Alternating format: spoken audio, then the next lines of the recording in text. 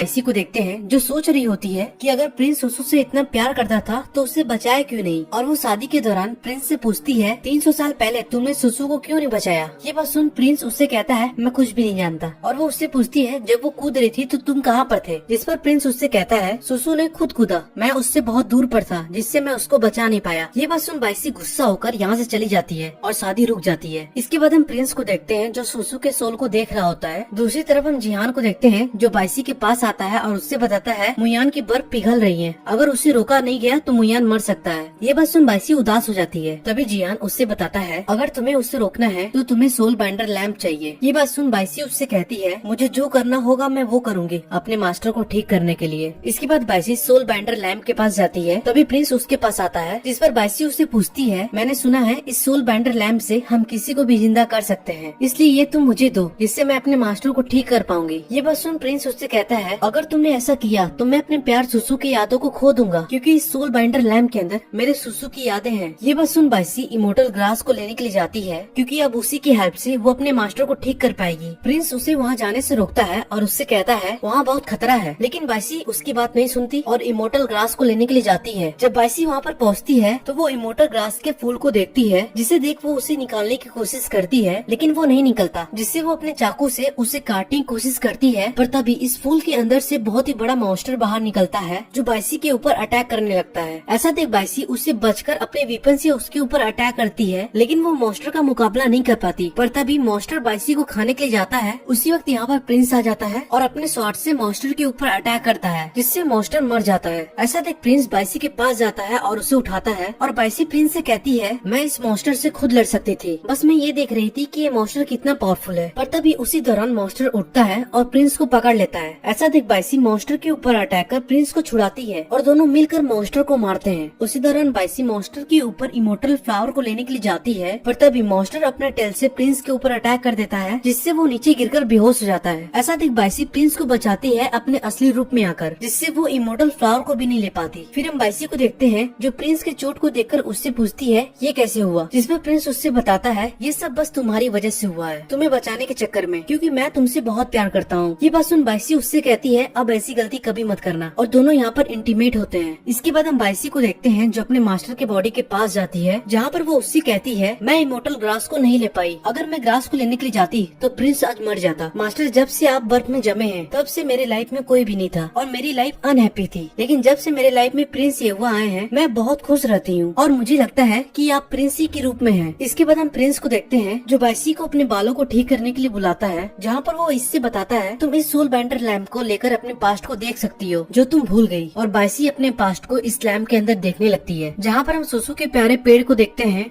जो अकेले पेड़ के नीचे बैठकर प्रिंस का इंतजार कर रही होती है। पर तभी उसके पास सुजीन आती है जो उससे कहती है तुम्हारी आंखें बहुत सुंदर हैं। और सुजीन सुसु को मारने के लिए उस जगह पर लेकर जाती है जहाँ पर वो उससे कह रही होती है कि हेवन की एम्परर ने प्रिंस की शादी मुझसे करने को कहा है, अगर तुम मर जाओगी तो मेरी शादी उससे हो जाएगी, इसलिए तुम्हें यहाँ नहीं होना चाहिए क्योंकि अब प्रिंस भी तुमसे प्यार नहीं करता। ये बोल वो सुसु को यहाँ से नीचे गिराने के लिए जाती है और वो प्रिंस को बुलाती है। प्रिंस को देख सुजीन यहाँ से नीचे गिर जाती है जिससे सुजीन की आंखों की रोशनी चली जाती है और प्रिंस उसे बचा लेता है। और अब सुसु प्रिंस के सामने गलत बन जाती है जहाँ पर सुजीन प्रिंस से कहती है सुसु ने मुझे धक्का दिया था। ये बात सुन सुसु प्रिंस से कहती है ये झूठ बोल रही है, मैंने इसको धक्का नहीं दिया। मगर प्रिंस सुसु की बातों पर विश्वास नहीं करता जिससे सुसु को हेवन की तरफ से सजा मिलती है कि सुसु को अपनी आंखें सुजीन को देना होगा और प्रिंस अपने प्यार सुसु की आंखों को निकालता है। तभी हम प्रेजेंट में बाइसी को देखते हैं जो बहुत रोने लगती है क्योंकि उसका पास्ट उसको याद आने लगता है। तभी हम मूवी के स्टार्ट वाले सीन को देखते हैं जहाँ पर हमें पता चलता है कि सुजीन ने बहुत चालाकी से सुसु को वापस भेजने के लिए ऐसा प्लान बनाया था और सुजीन सुसु से कहती है मोटल लोग यहाँ नहीं रह सकते। पर तभी यहाँ पर प्रिंस आ जाता है जो सुसु को रोकता है ऐसा न करने के लिए, लेकिन वो उसकी बात नहीं सुनती और वो अपने बच्चे को प्रिंस को देखकर यहाँ से कूद जाती है। और अब बाइसी को उसका पास्ट याद आ जाता है जहाँ पर उसको पता चल जाता है कि बाइसी ही सुसु है। तभी उसके पास सुजीन आती है जो उससे कहती है अब तुम्हें अपना पास्ट याद ही आ गया। ये बोल वो बाइसी को नीचे धक्का दे देती है। पर तभी यहाँ पर प्रिंस आ जाता है जो बाइसी को बचाता है और बाइसी प्रिंस से कहती है अभी तो तुमने मुझे बचा लिया लेकिन उस वक्त तुमने मुझे क्यों नहीं बचाया। ये बोल वो रोने लगती है और यहाँ से अपने घर चली जाती है, जहाँ पर वो ये सारी बातें भुलाने के लिए वाइन पीने के लिए जाती है। इसके बाद हम प्रिंस को देखते हैं, जहाँ पर वो अयन के पास जाता है और उससे कहता है मुझे बाइसी को देखना है, जिस पर वो उससे कहता है बाइसी तुम्हें देखने से मना कर रही है। तब प्रिंस जियान से कहता है मैं बाइसी का तब तक वेट करूंगा जब तक वो मुझसे मिलने नहीं आ जाती। और अब ऐसे ही 1 साल बीत जाते हैं। इसके बाद हम स्वर्ग में सुजीन को देखते हैं,